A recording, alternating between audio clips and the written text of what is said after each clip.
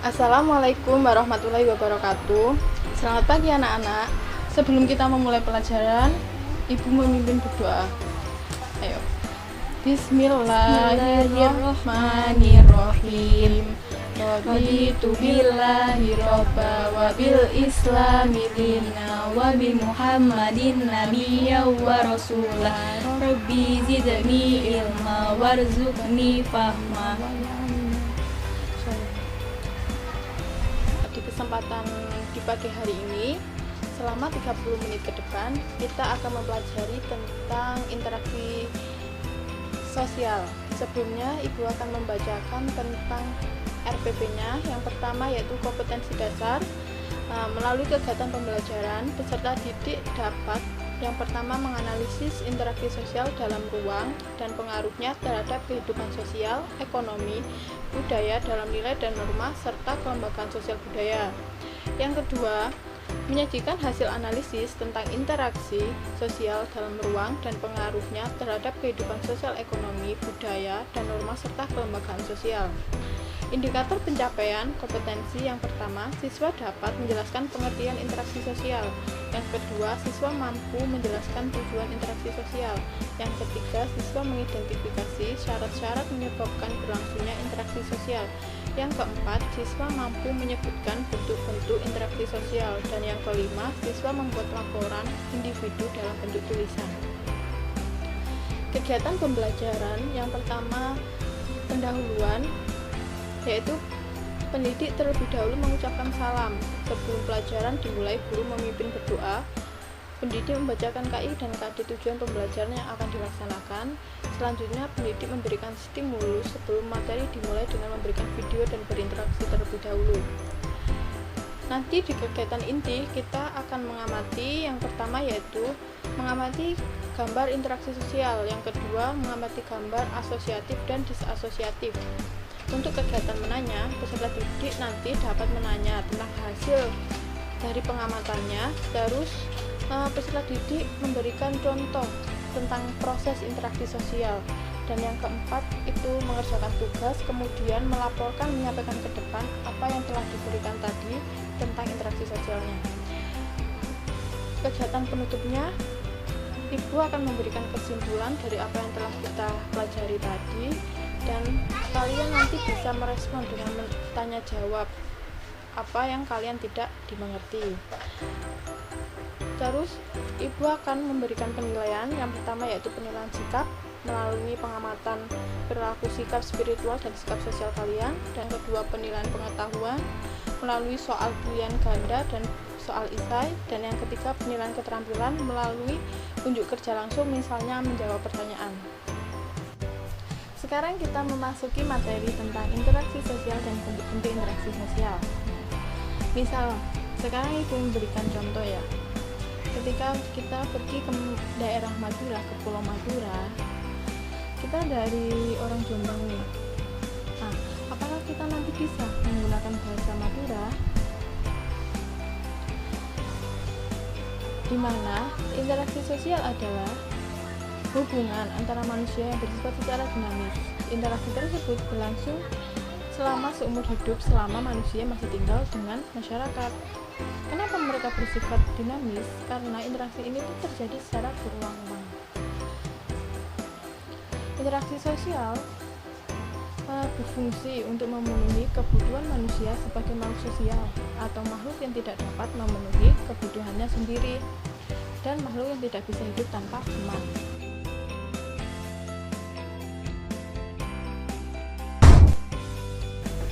Sepulang sekolah, Ani dan Adi bertemu di depan sekolah. Hai, kamu terlihat cantik hari ini. Benar kan? Kamu juga terlihat pantas menggunakan sweater barumu itu. Oh iya, terima kasih. Kamu terlihat populer di sekolah ya. Enggak kok, aku cuma pintar berinteraksi. Interaksi itu apa? Lah, kamu nggak tahu? Apa sih?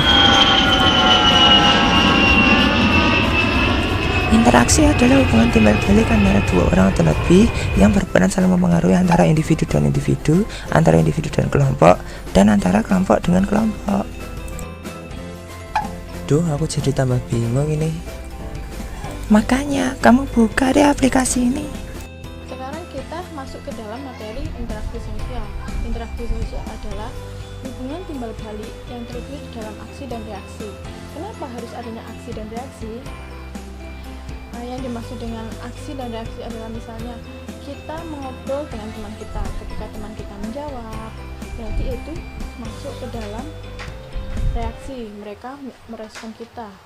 Terus ketika ada telepon berbunyi tetapi kita tidak mengangkatnya, berarti itu bukan yang dinamakan interaksi sosial. Ciri-ciri interaksi sosial itu ada 4. Yang pertama, pelaku minimal 2 orang. Yang kedua, memiliki simbol. Dan yang ketiga, ada dimensi waktu. Keempat, memiliki tujuan. Mengapa interaksi sosial itu harus pelaku minimal 2 orang? Yang dimaksud dengan interaksi sosial tadi adalah harus adanya aksi dan reaksi. Jadi, orang yang kita ajak harus merespon minimal 2 orang. Yang kedua yaitu memiliki simbol, misal bahasa. Kita berbicara dengan guru, kita akan memakai bahasa yang mudah dimengerti, yang sama-sama mereka mengerti. Yang ketiga yaitu ada dimensi waktu. Yang dimaksud dengan dimensi waktu ini entah terjadi siang atau sore, interaksi sosial ini terjadi. Terus yang keempat, memiliki tujuan. Di mana interaksi sosial ini memiliki tujuan. Mengapa memiliki tujuan? Karena kita sebagai manusia yaitu sebagai makhluk sosial yang tidak bisa hidup sendiri. Kita pergi ke pasar, kita di sana melakukan interaksi dengan pedagangnya untuk membeli suatu barang, untuk memenuhi kebutuhannya kita. Terus interaksi itu memiliki syarat. Syaratnya itu ada 2. Yang pertama, kontak sosial. Kontak sosial ini dibagi menjadi 2 lagi, yaitu primer dan sekunder. Apa sih yang dimaksud dengan kontak sosial? Kontak sosial itu cara masyarakat melakukan interaksi, sedangkan primer atau sekunder, yang dimaksud primer dengan sekunder itu primer itu dilakukan secara tatap muka. Jadi kita bertemu langsung dengan orangnya. Ketika kita mengobrol dengan orang tua, kita mengobrol dengan teman. Terus yang kedua yaitu sekunder. Sekunder ini menggunakan media, misalnya telepon. Kita menelpon teman kita dan teman kita menjawab, itu akan terjadi yang namanya interaksi sosial. Yang kedua yaitu komunikasi. Komunikasi ini dibagi lagi menjadi 2, yaitu secara verbal dan non verbal. Apa sih komunikasi itu? Komunikasi itu cara kita menyampaikan pesan kepada orang lain. Terus yang komunikasi secara verbal berarti diucapkan menggunakan bahasa. Bahasa yang digunakan kita itu bahasa yang dapat dimengerti oleh orang lain. Yang kedua yaitu komunikasi secara non verbal. Interaksi yang dilakukan dengan isyarat, misalnya menggunakan isyarat tangan atau isyarat mata. Sekarang bentuk-bentuk interaksi. Bentuk-bentuk interaksi itu ada 2. Yang pertama yaitu asosiatif dan disasosiatif. Apa sih asosiatif itu? Asosiatif adalah proses ini terjadi apabila seorang atau sekelompok melakukan interaksi sosial yang dimana ini mengarah kepada kesatuan pandangan.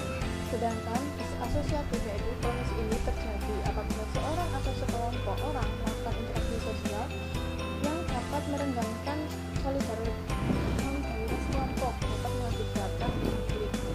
Terus asosiatif ini dibagi menjadi 3. Yang pertama yaitu kerjasama. Apa sih kerjasama? Kerjasama adalah suatu usaha bersama antara orang perorangan atau kelompok. Misalnya desa kita ada pembangunan rumah. Di pembangunan rumah kan biasanya membuat yang namanya fondasi rumah itu, maka masyarakat tersebut akan membantu. Lalu yang kedua yaitu akomodasi. Akomodasi adalah usaha manusia untuk meredakan pertentangan untuk mencapai kestabilan tanpa menghilangkan kepribadian. Terus yang ketiga adalah asimilasi. atau cara bersikap dan tingkah laku dalam menghadapi perbedaan untuk mencapai kesamaan dalam pikiran dan tindakan. Terus disasosiasi ini dibagi menjadi tiga. Yang pertama ada kompetisi. Kompetisi adalah individu atau kelompok yang bersaing untuk mencari keuntungan melalui bidang-bidang tertentu. Misalnya Nadia mengikuti lomba cerdas cermat. Di situ dia akan melakukan persaingan. Dan kemudian dia akan mendapatkan suatu keuntungan. Apa keuntungan tersebut? Dia mendapatkan juara satu, dia mendapatkan piala. Terus yang kedua yaitu kontravensi. Kontravensi ini sikap mental yang tersembunyi terhadap orang lain.